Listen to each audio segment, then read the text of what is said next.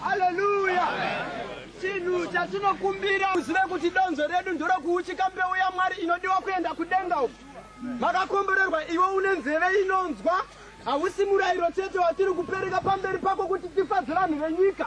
Asi tiri kupereka murayiro pakati pako iwe kuti uve mutsvene, uve mbeu yakanaka yakauchikwa zvakanaka iwe.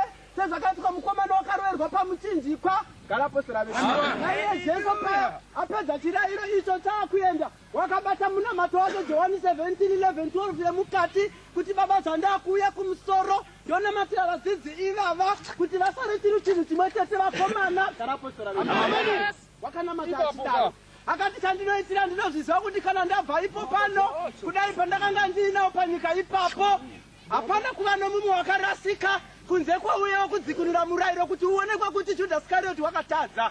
Iye akarasika chete, Jesu achiri pachifuta. Zvino iko zvino basa rika tichiribata iye asipo tino mweya waMwari pakati pedu. Vazhinji vanorasika nokubata evhangeri nemano nezvinhu zvavanoda ivo pachavo zvinogutsa matumbu avo zvinovapa masimba nechimiro chavanoda. Haleluya. Amen. Tiri kugova umambo. Panogovewa umambo. Hovaira moyo, hovaira shava. Pane tsika dzinoitwa. Garapostori. Mumwe mambo wakati akuda kufa, wakaziva kuti hama dzake nedzimwe dzimba vanoda umambo. Wakavaunganidza vakati vakomana unganai. Garapostori. Vakaungana sezvizvi. Akati mangwana ndiri kufa ini mambo. Ndakuunganidza imi vakomana kuti tiwane mumwe munhu anosara neumambo usara pavana. Garapostori. Dzimwe dzimba dzakafara vakati umambo hwasvika. Atarira hana dzake akati vadikani mangwana kana makundiviga ndinoda kuti mumwe ndimutsamhire ini. Vakarohwa nehana. Garapostori. Zvino vose vakashokwa. Wakaziva kuti hapana achasimudza ruoko kuti Ishe kana makunovigwa ini nditsamirwe. Chavaida bedzi kuti kana iye avigwa ivo vasare neumambo. Garapostori vedu. Hezvo zvakaitika zvino achida kuona kuti pakati pavasarudze mumwe mambo waaida. Akati zvakanaka ndino munhenga wandinawo vakomana chinhu chakareruka chisingaremi. Garapostori. Ndoda kuchifuridza mukati menyu pachinenge chawira munhenga iwoyo ndiye munhu wandichatsamhira. Amen. Pakanga pasina nguti ukadzosokoti ndokuzvizoita mwana akanga ari muduku akati kwaunozivei zvake haana zvaanoziva chinonzi rufu kana kukosha kwazvo kana kurema kwazvo akabva mhanya kunochitidzi. Garapostori.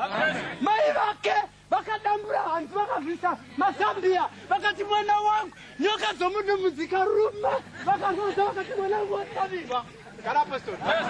Zvino mambo aona kutambura kwavo akati zvakanaka mwana uyu ndo wandichapa umambo. Mwana uyu ndo wandichapa umambo iyeyu. Garapostori. Ndo wandichapa umambo mwana iyeyu. Ndaona kuti hana chitadzo mutsvene anga asingazvikariri wazvininipisa pamusoro pazvo akapuwa umambo. Zvino tiri kugova umambo. Shoko raMwari rinoda iwe usingasadi kukudzwa, unozvininipisa, unobata zvakanaka, uine rugare uchinamatira nyika yose, uchiitira vanhu vose, uchiitira nherera nechirikadzi nevarombo zvakafanira, ndiko kuti iwe ukudzwe. Garapostori. Kamba ndinaro kuna nhoroondo Hezekia akataura zvakafadza vaRevhi vose vainzwisisa kwazvo nezvemushando waTende. Naizvozvo vanhu vakadya zvomutambo kwamazuva manomwe vakapira mipiro yokuwadzanisa vati vovanga tenzi mwari wavo namadzibaba avo.